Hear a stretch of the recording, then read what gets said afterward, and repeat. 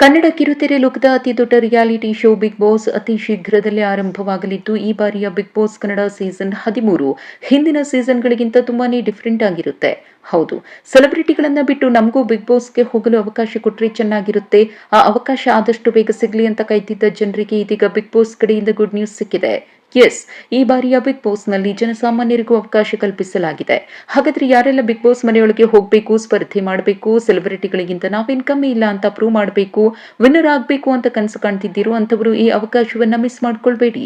Big boss ಮನೆಯೊಳಗಡೆ ಹೋಗಬೇಕು, ದೊಡ್ಡ ಮನೆ ಆಟದಲ್ಲಿ ನೀವು ಸ್ಪರ್ಧೆ ಆಗಬೇಕು ಅಂದ್ರೆ ಫಸ್ಟ್ ನೀವು ಆಡಿಷನ್ ಅಲ್ಲಿ ಪಾಸ್ ಆಗಬೇಕು. ಹಾಗಾದ್ರೆ ಆಡಿಷನ್ ಅಲ್ಲಿ ಭಾಗವಹಿಸೋದು ಹೇಗೆ, ಈ ಆಡಿಷನ್ ಹೇಗೆ ನಡೆಯುತ್ತೆ ಅನ್ನೋದನ್ನ ಹಂತ ಹಂತವಾಗಿ ಹೇಳ್ತೀನಿ ನೋಡಿ.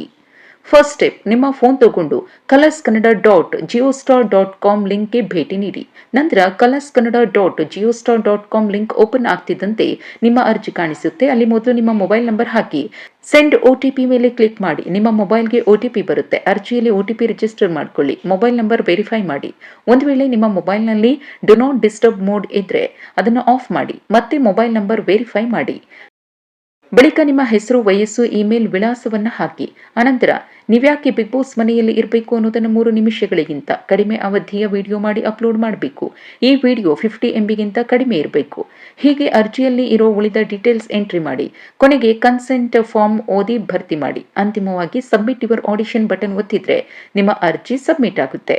ಇಲ್ಲಿ ನೀವು ಒಂದು ವಿಷಯದಲ್ಲಿ ಕೇರ್ಫುಲ್ ಆಗಿರಬೇಕು. ಅದೇನಪ್ಪ ಅಂದ್ರೆ, ಒಮ್ಮೆ ಮೊಬೈಲ್ ವೆರಿಫೈ ಆದ ನಂತರ ನೀವು ತಕ್ಷಣ ಅರ್ಜಿ ಸಬ್ಮಿಟ್ ಮಾಡಿ. ಒಂದು ವೇಳೆ ತಕ್ಷಣ ನಿಮ್ಮಿಂದ ಆಗಲಿಲ್ಲ ಅಂದ್ರೆ ಮತ್ತೊಮ್ಮೆ ವೆಬ್ಸೈಟ್ಗೆ ಭೇಟಿ ನೀಡಿ ಮತ್ತೆ ಫಾರ್ಮ್ ಫಿಲ್ ಮಾಡಿ ಅರ್ಜಿ, ವಿಡಿಯೋ ಸಲ್ಲಿಸಬಹುದು. ಆದರೆ ಒಮ್ಮೆ ಸಬ್ಮಿಟ್ ಬಟನ್ ಒತ್ತಿದ್ರೆ ನೀವು ಮತ್ತೊಮ್ಮೆ ಅರ್ಜಿ ಸಲ್ಲಿಸುವುದಕ್ಕೆ ಆಗಲ್ಲ.